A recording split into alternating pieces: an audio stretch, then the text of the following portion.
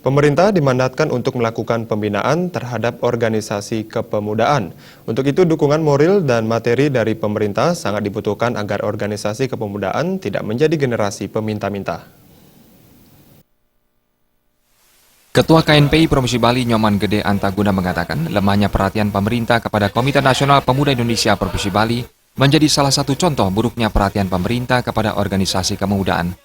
Tumbuh dan menjalankan berbagai program kerja dilakukan dengan swadaya dari seluruh anggota.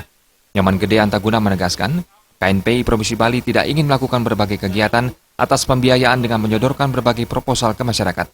Kondisi ini dinilai tidak tepat dilakukan KNPI, karena KNPI ingin pemudanya tumbuh sebagai generasi mandiri.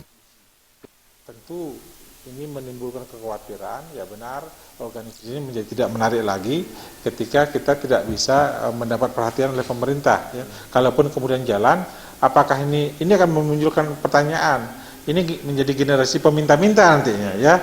Jadi kita buat proposal, kita sampaikan ke DPR RI, ya yang memiliki koneksitas terhadap kita, kemudian ke perusahaan-perusahaan menanyakan tentang CSR mereka.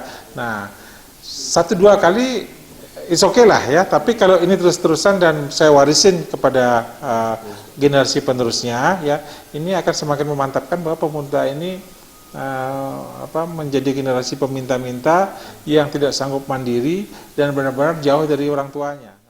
Antaguna menambahkan sungguh kondisi yang sangat miris harus dihadapi KNPI Bali dalam menjalankan program kerja. Di daerah lain dengan pendapatan asli daerah yang lebih kecil, perhatian pemerintah kepada KNPI justru lebih besar. Suteja dan Rata, Bali TV.